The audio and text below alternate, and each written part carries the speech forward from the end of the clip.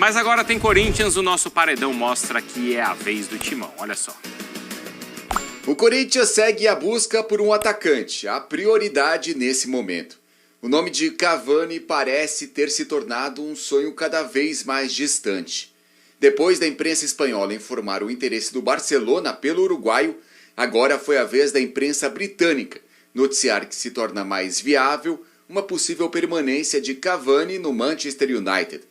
O clube inglês tem perdido muitos jogadores infectados pela Covid-19 e Cavani parece ser um reserva muito útil. Outro nome que surge é do ítalo-peruano Gianluca Lapadula. Quem traz mais informações é o repórter da ESPN Perú, Alfonso Zúñiga.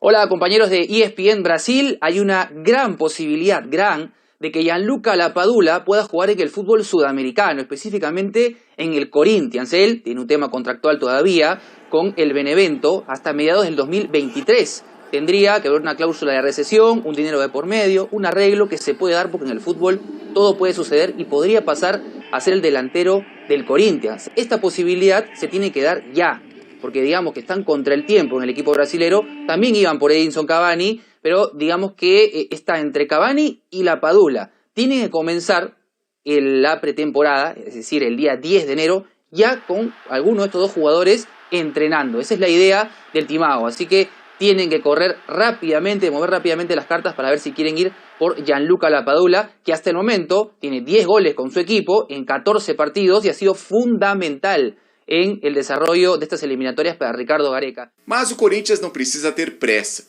As inscrições para a Libertadores para os times classificados direto à fase de grupos, como é o caso do Corinthians, se encerra apenas no dia 2 de abril.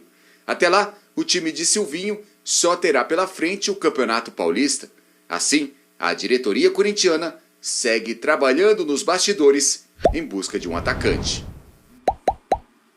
Boa, tá aí o Mendel então trazendo as informações pra gente. E essa pergunta, hein? O Corinthians deve vender uma joia da base? Bom, a pergunta é quem sai. E a afirmação é que o Corinthians deve vender uma joia para equilibrar as contas. O mais valorizado aí é o João Vitor, certo? Até porque a multa dele é altíssima, aí são 50 milhões de euros. Aí tem Piton, tem Xavier, tem Rony e tem também o GP. É esse o caminho? Tem que vender jovem e apostar mesmo nos experientes? O que é que vocês acham? Esse tem sido o caminho do futebol brasileiro, futebol sul-americano já há algum tempo, né? É onde se consegue a maior receita na venda de jogadores. O Flamengo deu um boom muito grande nos últimos anos, financeiramente falando, com vendas do Vinícius Júnior, do Paquetá, do Renier, que, aliás, é um jogador que tá para ficar no mercado aí, hein, o Renier. É, o pessoal do Borussia. O Borussia não quer mais ele por lá, o Real Madrid não vai aproveitar, ele vai estar por aí. E é sempre bom voltar ao Brasil para ganhar moral e tal. Já aparece alguma coisa. Daqui a pouco ele vai estar aí no noticiário, não sei exatamente de qual clube, talvez até do próprio Flamengo. Mas é assim, porque você faz um dinheiro que você não vai fazer de outra forma no país. Não vai fazer. E os clubes brasileiros não têm como manter, ainda mais o Corinthians, que está gastando muito na repatriação de jogadores mais experientes. Não tem como bancar isso. E como é que banca? Vendendo. Pode vender o João Vitor, que parece que tem interesse do próprio Benfica no João Vitor. E eu acho que o GP também está bem valorizado, né? Um jogador que teve bons momentos no segundo semestre. O Corinthians tem que se preocupar muito com a estrutura do seu elenco. Porque a gente falou já durante toda essa temporada que o Corinthians é um time com muitos jovens que ainda oscila e jogadores já experientes que chegaram num contexto sem pré-temporada, alguns sem jogar há muito tempo. Então foi o Corinthians, principalmente fora de casa, sem punch. Era um time que não conseguia transitar. Não sei se vocês percebiam isso, que era um Corinthians que não conseguia, quando retomava a bola, ia muito bem em casa. Por quê? Porque em casa ficava com a bola, trabalhava e tecnicamente são jogadores acima da média. Agora, você perde os jovens, para onde vai? Eu sempre falei aqui no Sport Center, na tarde, enfim, que o Corinthians precisava olhar um pouco para esse elenco, para jogadores daquela média idade. São jogadores no auge, 25, 26, 27, que são automaticamente os jogadores mais caros. E o Corinthians não tem hoje grana para ir investir. Aí você vai perder um João Vitor, que para mim foi o melhor jogador do Corinthians na temporada. Em regularidade, para mim, o João Vitor foi o melhor jogador do Corinthians. O cara que sustentou essa zaga há muito tempo. O João Vitor foi o melhor jogador do Corinthians em 2020 no Atlético Goianiense. O melhor zagueiro do Corinthians tranquilamente. E aí você vai perder esses jogadores que tendem a, nesse ano, começarem a ter uma consistência maior de atuação, um desenvolvimento maior, aí é o cobertor curto. Não, e até aí é numa posição onde o Corinthians não tem outro. Exatamente. Porque, por exemplo, ali no meio de campo agora já tem algumas opções. Sim. Tanto é que Rony e Xavier eu não vejo como jogadores que se forem vendidos vai resolver a situação do Corinthians. Financeira. Pra mim o Piton é um cara que tem um valor de mercado bom porque ele tem passaporte. Então pode ser, mas teve o contrato renovado agora também. O Gabriel Pereira, o GP, é um jogador que talvez seja o mais diferente de todos esses, que ainda está num patamar abaixo de desenvolvimento, mas que pode atingir um nível maior. Tem potencial grande. Potencial grande. Tem o Adson, que eu acho que para mercados grandes, eu acho que ainda não. O jogador fisicamente ainda tem dificuldade. Acho que o grande cara dessa lista mesmo, para resolver a situação, assim, para dar uma... é o João Vitor. E aí você vai ter que buscar outro cara, você já tem o Gil lá. E é o titular hoje, né, com menor idade no elenco, né? Sim. Você vai provavelmente subir um pouquinho mais a média de idade, porque não acho que vai chegar, se ele for vendido, né, um outro zagueiro jovem para a posição dele. Esse espaço vai ser ocupado por um jogador mais experiente. Essa pergunta é interessante, né? Faz sentido trazer os ídolos e vender a base?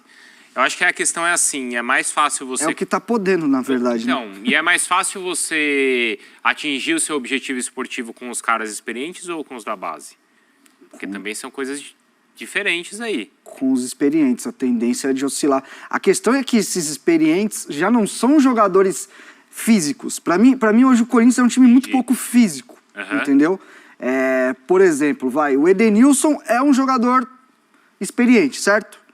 Mas é um jogador de transição, é um jogador físico. Vamos lá, tem vários outros exemplos. O problema é que o Arão é um jogador físico, é um jogador que tem posição. Hoje você olha para o meio de campo do Corinthians, você tem Cantillo, Renato Augusto e Juliano. Se você for entrar com esse meio de campo não pega ninguém, gente. O Cantillo são todos jogadores técnicos que se o adversário prometer pro Corinthians que o Corinthians vai ficar com a bola o jogo inteiro, aí dá bom. Agora, quando você perde a bola, são jogadores que no perde pressiona já não tem a mesma pegada. Aí você põe o Gabriel, que tem um pouco mais disso, mas aí você interfere na construção.